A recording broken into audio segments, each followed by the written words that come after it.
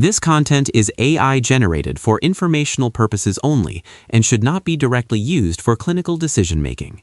Hello and welcome back to the Neurosurgery Hub podcast. I'm Dr. Aris, Senior Attending Neurosurgeon. And I'm Dr. Alara, Research Fellow.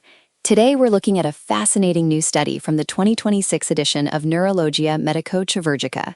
It's titled Experimental and Clinical Evaluation of Spongostan as a Substitute for Spongel in Sellar Floor Reconstruction during Endoscopic Transsphenoidal Surgery. This is a very timely topic, Laura. For those of us in the OR, absorbable gelatin sponges are bread and butter materials for both hemostasis and reconstruction. However, we've seen a shift in the market recently. The global discontinuation of gel foam and the withdrawal of Spongel from the Japanese market have created a real clinical need for validated alternatives. Exactly, Dr. Aris. This study specifically looks at Spongostan. The researchers wanted to see if it could effectively replace Spongel and gel foam, specifically for sellar floor reconstruction using the fibrin glue-soaked gelatin sponge method. They didn't just look at it clinically. They started with a rigorous experimental phase. Right. They wanted to quantify the adhesive strength. As residents and attendees know, the plug we create needs to withstand a certain amount of pressure. Tell us about the experimental setup. They compared two gelatin sponges, Spongel and Spongostan, against two different fibrin sealants, Berryplast and Bolheal. This created 4 distinct combinations of fibrin glue-soaked gelatin sponges. To keep it standardized, they used a tensile strength test according to the ASTM F2458-05 protocol. That's a very specific standard. What did the two-way analysis of variance show us regarding the adhesive strength? This was the most significant finding of the experimental arm. Spongostan actually showed significantly higher adhesive strength than Spongel. The statistics were quite robust, an F-value of 13.72 and a P-value of 0.0014. That's impressive. Was there a difference based on which fibrin sealant they used? Interestingly, no.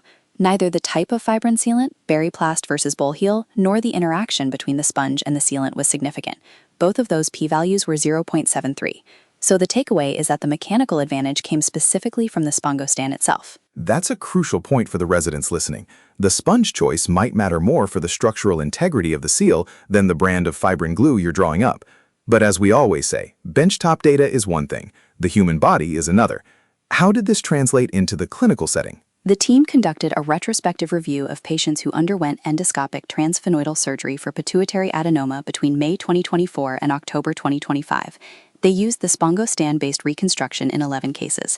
The mean age of the cohort was 66, plus or minus 16 years. And what were the outcomes regarding CSF leaks? That's the gold standard for success in sellar reconstruction. In those 11 cases, they noted intraoperative cerebrospinal fluid leakage in 5 patients. However, when looking at postoperative leaks, there was only 1 case. 1 postoperative leak out of 11?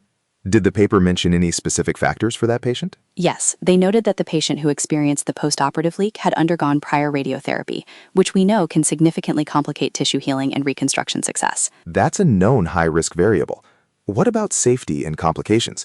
Using a new material always brings up concerns about inflammatory responses or infections. The results were very encouraging there. There was no recorded hemorrhage, no cases of meningitis, and no material-related complications reported in the study group. So the study essentially validates Spongostan as a viable alternative. It has higher adhesive strength in the lab and holds up well in a clinical series of endoscopic transsphenoidal surgeries. Precisely. The authors conclude that Spongostan is a viable substitute for Spongel when performing fibrin glue-soaked gelatin sponge-based sellar floor reconstruction. It's a great example of how we have to adapt to the shifting availability of surgical materials by using both experimental testing and clinical follow-up. For our listeners in the clinic or the OR, this provides a solid evidence base for making the switch if Spongel or gel foam aren't on your shelves. Definitely. It's a small study size with 11 cases, but the experimental data really reinforces the clinical findings. Well, that's all the time we have for today's deep dive. Thank you, Dr. Alara. Thank you, Dr. Aris. We'll see you next time on the Neurosurgery Hub podcast.